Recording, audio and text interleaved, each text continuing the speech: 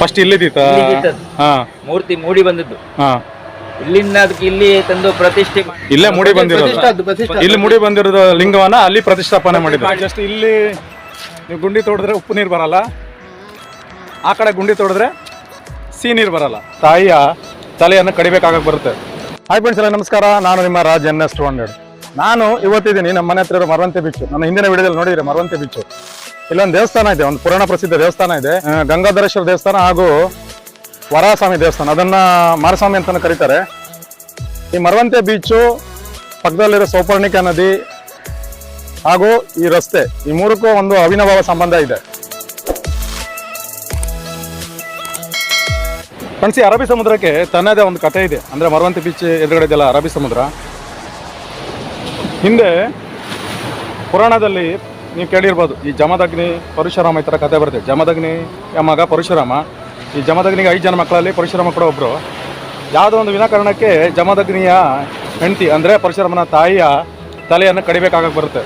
ಆವಾಗ ಇರೋ 5 ಜನ ಮಕ್ಕಳಲ್ಲಿ ಬೇರೆಯವರು ಒಪ್ಪೋದಿಲ್ಲ. ಆಗ ಪರಶುರಾಮನು ತನ್ನ ತಂದೆ ಆಜ್ಞೆಯಂತೆ ತಾಯಿಯ ರುಂಡವನ್ನು ಕಡಿತಾನೆ ಕೊಡಲಿಯಿಂದ. ಆ ಶಾಪ ವಿಮೋಚನೆಗಾಗಿ ಇಡೀ ಬ್ರಹ್ಮಾಂಡವನ್ನು ಸುತ್ತಾನೆ. ಅವನಿಗೆಲ್ಲೂ ಸಮಾಧಾನ ಆಗಲ್ಲ, ಈ ಶಾಪ ವಿಮೋಚನೆ ಆಗಲ್ಲ. ಆವಾಗ ಈ ಅರಬ್ಬಿ ಸಮುದ್ರಕ್ಕೆ ತಂದು ಆ ಕೊಡ್ಲಿಯನ್ನು ಹಾಕ್ತಾನೆ. ಆವಾಗ ಅವನಿಗೆ ಶಾಪ ವಿಮೋಚನೆ ಆಗುತ್ತೆ ಅಂತ ನಾವು ಪುರಾಣದಲ್ಲಿ ಕೇಳಿರ್ತೀವಿ.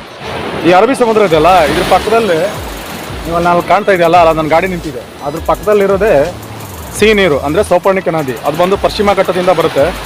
ಬಂದು ಇಲ್ಲಿಗೆ ಒಂದು 500 ಅಥವಾ 300 ಮೀಟ್ರ್ ಹತ್ತಿರದಲ್ಲಿ ಬಂದು ಇಲ್ಲಿಂದ ಜಸ್ಟ್ 300 ಮೀಟ್ರ್ ಅಷ್ಟೇ ಇದೆ. 300 ಇಲ್ಲ 400 ಇಲ್ಲ 500 ಇದೆ. ಅದು ಪಶ್ಚಿಮ ಘಟ್ಟದಿಂದ ಬಂದು ಈ ಕಡೆ ಬಂದು ಯೂಟರ್ನ್ ಆಗಿ ಗಂಗೊಳ್ಳಿ ಅಂತ ಇಲ್ಲಿಂದ ಒಂದು 10 ಕಿಲೋಮೀಟರ್ ಆಗುತ್ತೆ. ಅಲ್ಲಿರುವ ಸಮುದ್ರಕ್ಕೆ ಆ ನೀರು ಹೋಗಿ ಅಲ್ಲಿ ಸೇರುತ್ತೆ. ಫ್ರೆಂಡ್ಸ್, ಈ ಜಾಗಕ್ಕೆ ಮರವಂತೆ ಅನ್ನೋ ಹೆಸರು ಹೇಗೆ ಬಂದಂತ ನೋಡೋದಾದರೆ, ಹಿಂದೆ ಪುರಾಣದಲ್ಲಿ ಮರುತ ಎಂಬ ಋಷಿಮುನಿಗಳು ಇಲ್ಲಿ ತಪಸ್ಸು ಮಾಡ್ತಾ ಇದ್ರಂತೆ. ಯಜ್ಞ ಯಾಗಾದಿಗಳು ಈ ಥರ ಮಾಡ್ತಾ ಇದ್ರಂತೆ. ಅದರಿಂದಾಗಿ ಇಲ್ಲಿ ಮರುತ ಎಂಬ ಋಷಿಗಳು ತಪಸ್ಸು ಮಾಡೋದ್ರಿಂದ ಇಲ್ಲಿಗೆ ಮರವಂತೆ ಅಂತ ಹೆಸರು ಬಂತಂತೆ. ಈ ಮರವಂತೆ ಬೀಚು ಅಂದರೆ ಹೇಳಿದ್ರೆ ಪ್ರತಿ ಜುಲೈ ಅಥವಾ ಜೂನ್ ತಿಂಗಳಲ್ಲಿ ಪ್ರತಿ ವರ್ಷ ಇಲ್ಲಿ ಕರ್ಕಾಟ ಅಮಾವಾಸ್ಯೆ ಅಂತ ನಡೆಯುತ್ತೆ. ಇಲ್ಲಿ 2 ನೀವು ಪುರಾಣ ಪ್ರಸಿದ್ಧ ದೇವಸ್ಥಾನ ಕಾಣ್ಬೋದು. ಒಂದು ಗಂಗಾಧರೇಶ್ವರ ದೇವಸ್ಥಾನ ಹಾಗೂ ವರಹಸ್ವಾಮಿ ದೇವಸ್ಥಾನ, ಅಂದರೆ ಅದನ್ನು ಮಾರಸ್ವಾಮಿ ಅಂತಲೂ ಕರೀತಾರೆ. ಆ ದೇವಸ್ಥಾನ ಕಾಣ್ಬೋದು. ಇಲ್ಲಿ ಪ್ರತಿ ವರ್ಷ ಆಷಾಢ ಟೈಮಲ್ಲಿ ಇಲ್ಲಿ ಈ ಕರ್ಕಾಟ ಅಮಾವಾಸ್ಯೆ ಅಂತ ಇಲ್ಲಿ ಜಾತ್ರೆ ನಡೀತು. ತುಂಬ ಜನ ಸೇರ್ತಾರೆ. ಹಾಗೂ ಸಮುದ್ರ ಸ್ನಾನ ಕೂಡ ಇದೇ ಸಮುದ್ರದಲ್ಲಿ ಸಮುದ್ರ ಸ್ನಾನ ಕೂಡ ಮಾಡ್ತಾರೆ. ಇಲ್ಲಿ ಪ್ರತಿ ವರ್ಷ ಅಮಾವಾಸ್ಯೆ ದಿನ ಜಾತ್ರೆ ನಡೆಯುತ್ತಲ್ಲ, ಅದನ್ನು ಇಲ್ಲಿ ಆಟಿ ಅಮಾವಾಸ್ಯೆ ಅಂತ ಕರೀತಾರೆ. ಅಂದರೆ ಕುಂದಾಪುರ ಭಾಷೆಯಲ್ಲಿ ಆಟಿ ಅಮಾವಾಸ್ಯೆ ಅಂತ ಕರೀತಾರೆ ಇಲ್ಲಿ.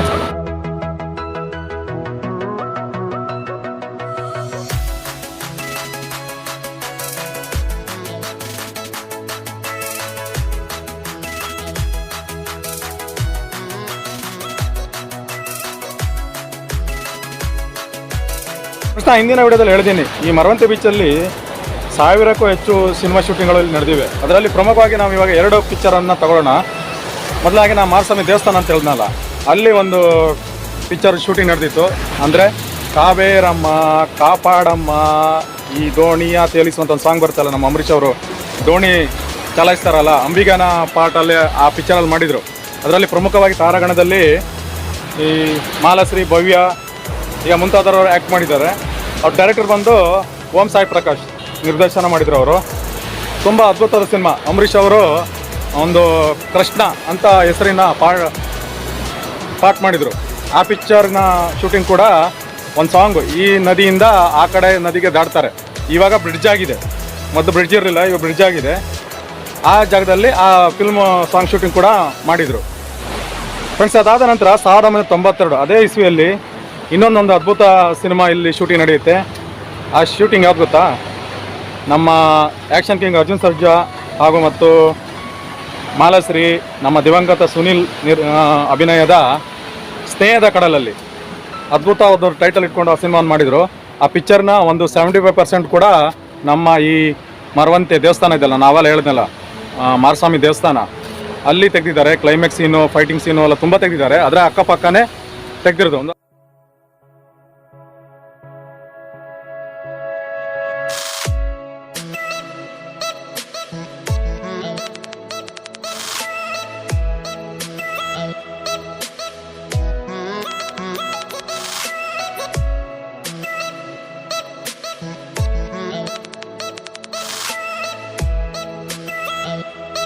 ಈಗ ಕಾಣ್ತಾ ಇದ್ರಲ್ಲ, ಇದು ಅರಬ್ಬಿ ಸಮುದ್ರ, ಇದು ರಸ್ತೆ.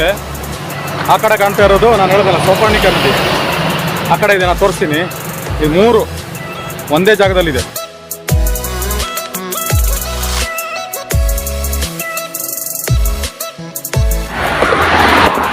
ಫ್ರೆಂಡ್ಸ್, ಅದು ಸಮುದ್ರ, ಅರಬ್ಬಿ ಸಮುದ್ರ. ನಾನು ಆವಾಗಲೇ ಹೇಳ್ದಲ್ಲ, ಇದು ಅರಬ್ಬಿ ಸಮುದ್ರ. ನೋಡಿ, ಇದೆ ಸೋಪಾಣಿಕ ನದಿ. ಇದು ಬಂದು ಸಿಹಿ ನೀರು. ಆ ಕಡೆ ಕಾಣ್ತಾ ಇದ್ದೀರಲ್ಲ, ಅದು ಬಂದು ಉಪ್ಪು ನೀರು. ಬರೀ 300 ಮೀಟ್ರ್ ಅಂತರ ಅಷ್ಟೇ.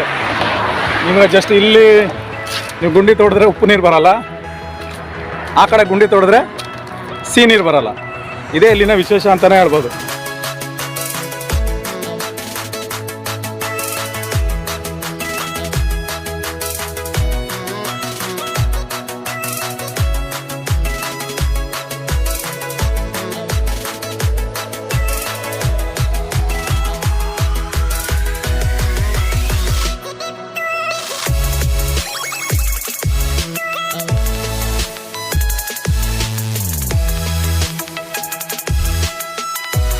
ಫ್ರೆಂಡ್ಸ್, ನಾನು ಆವಾಗಲೇ ಹೇಳಿದೆ, ಈ ಮರವಂತೆ ಬೀಚ್ ಪಕ್ಕದಲ್ಲಿ 2 ಪುರಾಣ ಪ್ರಸಿದ್ಧ ದೇವಸ್ಥಾನಗಳಿದೆ ಅಂತ.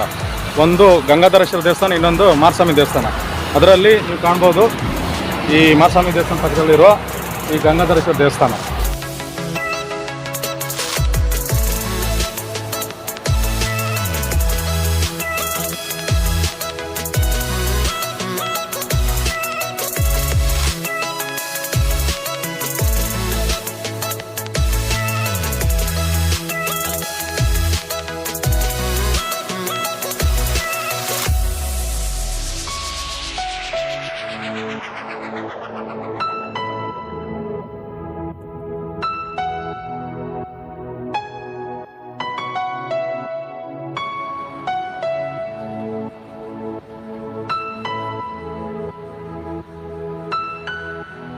ಫ್ರೆಂಡ್ಸ್, ಈ ಗಂಗಾಧರ ದೇವಸ್ಥಾನ ಇದೆಯಲ್ಲ, ಅದಕ್ಕೆ ಅದ್ರ ಕಥೆ ಇದೆ ಅಂತ ನಾನು ಹೇಳಿದ್ದೀನಿ.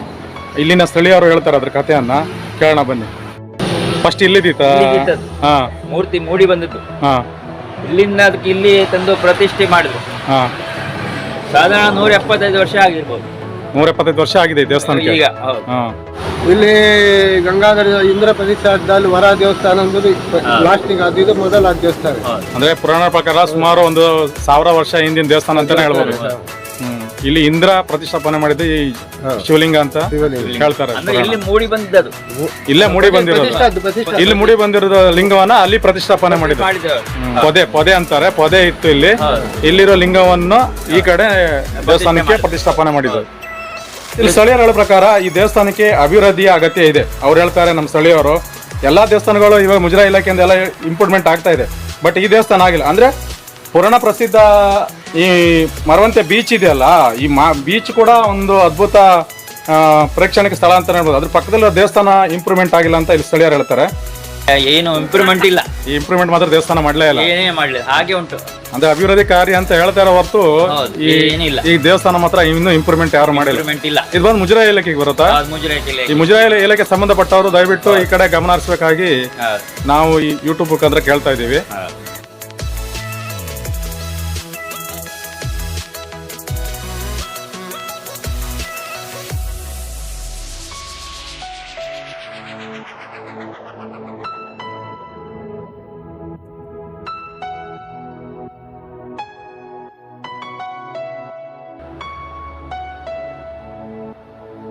ಫ್ರೆಂಡ್ಸ್, ಗಂಗಾಧರೇಶ್ವರ ದೇವಸ್ಥಾನ ಬಲಗಡೆ ಈ ನವಗ್ರಹ ಕೂಡ ಇಲ್ಲಿದೆ, ನೀವು ಕಾಣ್ಬೋದು ಇಲ್ಲಿ ಬಂದ್ರೆ.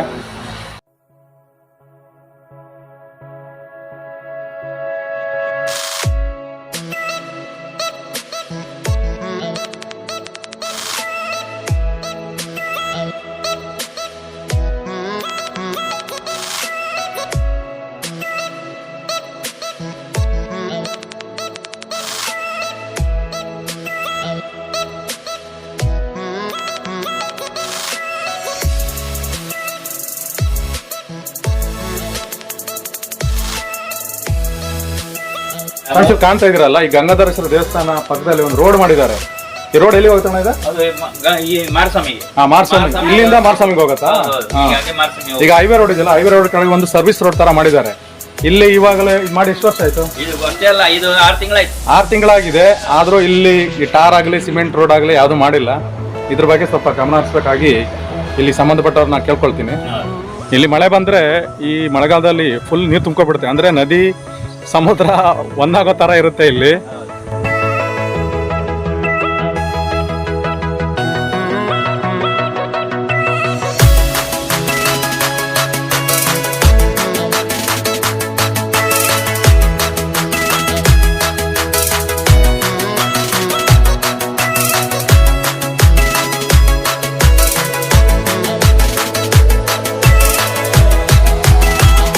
ಫ್ರೆಂಡ್ಸ್, ನಾವೆಲ್ಲ ಹೇಳಿದ್ನಲ್ಲ, ಸೋಲಿಲ್ಲದ ಸರದಾರ ಪಿಕ್ಚರ್ದ ಒಂದು ಕಾವೇರಮ್ಮ ಕಾಪಾಡಮ್ಮ ಅಂತ ಒಂದು ಹಾಡು ಬರುತ್ತೆ. ಅದು ಇದೇ ನದಿಯಲ್ಲಿ, ಅಂದರೆ ಅಲ್ಲಿ ಮೆಟ್ಲು ಕಾಣ್ತಾ ಇದೆಯಲ್ಲ, ಅಲ್ಲಿಂದ ದೋಣಿನ ಆ ಕಡೆ ಹೋಗುತ್ತೆ. ಅಂಬರೀಷ್ ಅವರು ಅಂಬಿಕನ್ ಪಾರ್ಟ್ ಅಲ್ಲಿ ಮಾಡಿದೆ ಅಂತ ನಾವೆಲ್ಲ ಹೇಳಿದ್ನಲ್ಲ, ಮಾಲಶ್ರೀ ಭವ್ಯ ಅವರೆಲ್ಲ ಆ್ಯಕ್ಟ್ ಮಾಡಿದ್ರಲ್ಲ, ಆ ಪಿಕ್ಚರ್ ಶೂಟಿಂಗ್ ಇಲ್ಲೇ ಮಾಡಿರೋದು. ಇದೇ ಕೊಲ್ಲೂರು ಸೌಪರ್ಣಿಕ ನದಿ.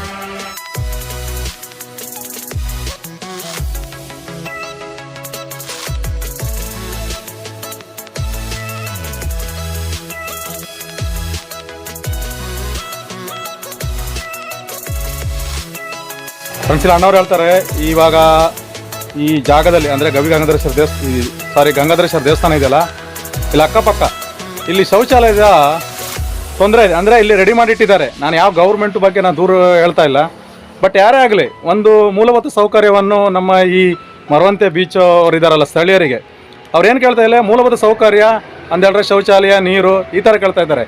ಇರೋದ್ರನ್ನು ದಯವಿಟ್ಟು ರೆಡಿ ಮಾಡಿಕೊಡಿ ಅಂತ ಅವರು ನಾವು ಕೇಳ್ಕೊಳ್ತಾ ಇದ್ದಾರೆ. ದಯವಿಟ್ಟು ಇದಕ್ಕೆ ಸಂಬಂಧಪಟ್ಟವರು ಸ್ವಲ್ಪ ಸ್ಪಂದಿಸಬೇಕಾಗಿ ನಾನು ಈ ಪ್ರಕಾರ ಕೇಳ್ಕೊಳ್ತೀನಿ.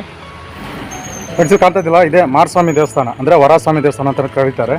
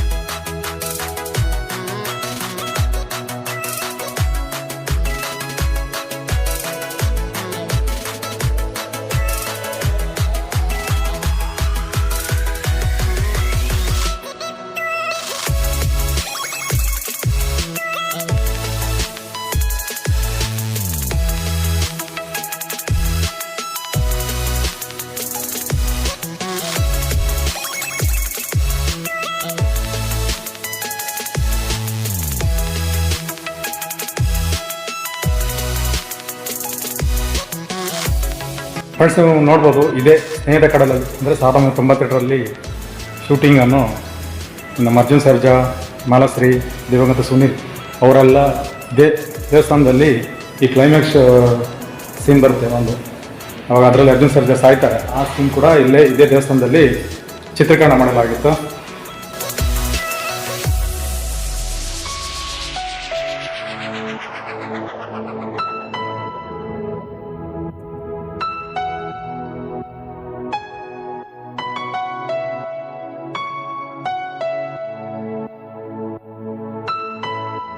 ಈ ಬ್ರಿಡ್ಜೆಲ್ಲ ಇವಾಗ ಹೊಸದಾಗಿ ಮಾಡಿರೋದು, ಮೊದಲೆಲ್ಲ ಆಯಿತು. ಇವಾಗ ಇಲ್ಲಿಂದ ಆ ಕಡೆ ದಾಟಬೇಕಂತ ಹೇಳಿದ್ರೆ ದೋಣಿನೇ ಅವಲಂಬನೆ ಇತ್ತು. ಇವಾಗ ಬ್ರಿಡ್ಜ್ ಮಾಡಿದ್ದಾರೆ, ಆರಾಮವಾಗಿ ನಡ್ಕೊಂಡು ಹೋಗ್ತಾರೆ. ಈ ಬ್ರಿಡ್ಜಲ್ಲಿ ಗಾಡಿ ಎಲ್ಲ ಹೋಗುತ್ತೆ. ಇವಾಗ ದೋಣಿ ಜಾಸ್ತಿ ಯಾರು ಯೂಸ್ ಮಾಡಲ್ಲ.